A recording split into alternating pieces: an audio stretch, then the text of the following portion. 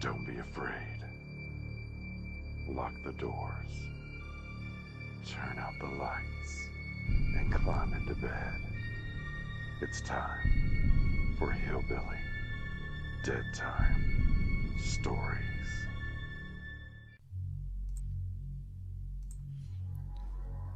There have been numerous reports of alien abduction throughout history.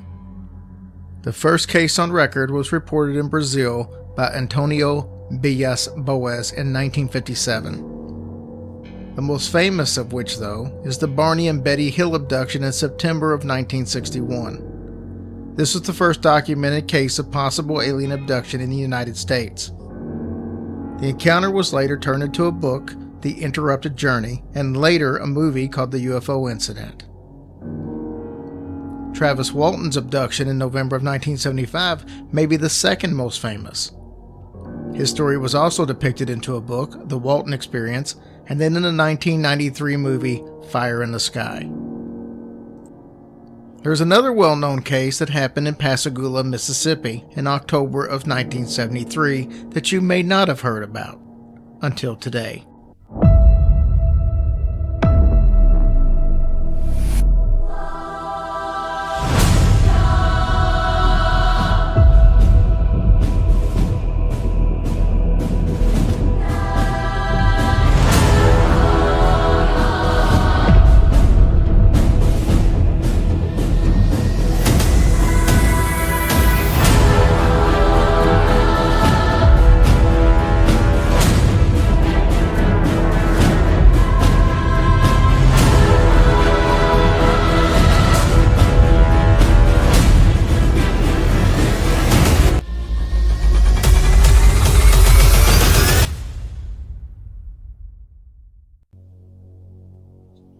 October 11th, 1973. It was a beautiful day, and 19-year-old Calvin Parker and 42-year-old Charles Hickson decided to do some night fishing on the Pascagoula River.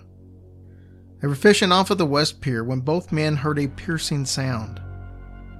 They noticed two flashing blue lights reflecting into the water, and they assumed that it was law enforcement getting ready to ask them to leave the property. The piercing sound, though, made them look towards the sky. That's when they noticed a strange craft hovering over top of them. It was an oval-shaped object, 30 to 40 feet across and 8 to 10 feet high. Hickson would later say, "There were three things. They weren't human beings. I know now that they were robots." Parker and Hickson claimed that they were conscious but paralyzed, while these three creatures with robotic slit mouths and crab-like pinchers took them aboard the object and subjected them to an examination with strange oblong instruments. When one of the creatures put one of its claws around his arm, Parker said that he was terrified, but then another feeling came over his body. "I think they injected us with something to calm us down," Parker said. "I was kind of numb and went along with the program." Parker said that the creatures held his and Hickson's arms and they floated them into the craft, where examinations were performed on the two. Then they were returned to the bank of the river approximately 30 minutes later. After being released, they contacted the Jackson County Sheriff's Department and reported the abduction. Hickson and Parker both passed lie detector tests and were even questioned under hypnosis. Investigators are on record saying that the pair's story never wavered. The two became overnight celebrities. It was unwanted attention for Parker, who tried to distance himself from it.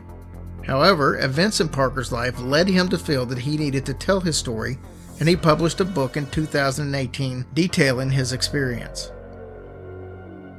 In 2020, an audio tape of the interview with the Sheriff's Department was released after 47 years.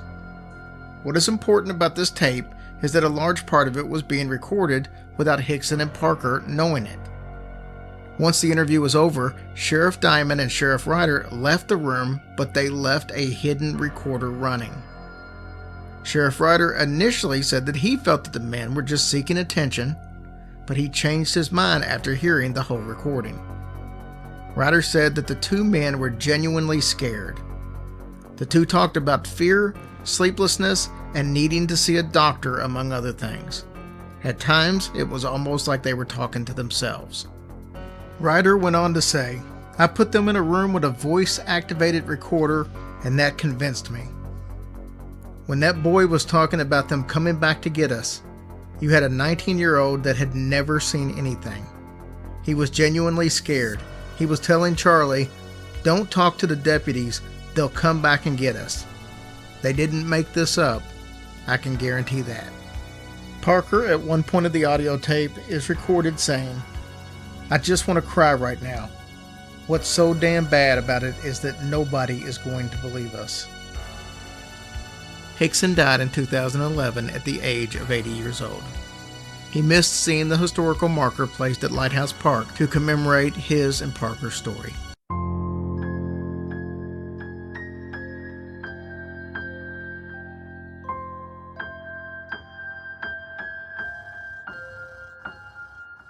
Hush, little baby, don't say a word, or Daddy has to fight off a zombie herd. And once that zombie herd is dead, Daddy has to hack off the devil's head.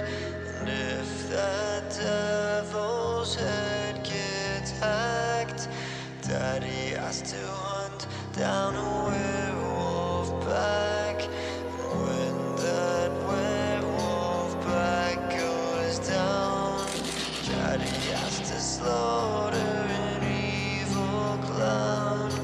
And after the evil clown is killed, Daddy has to take on a vow.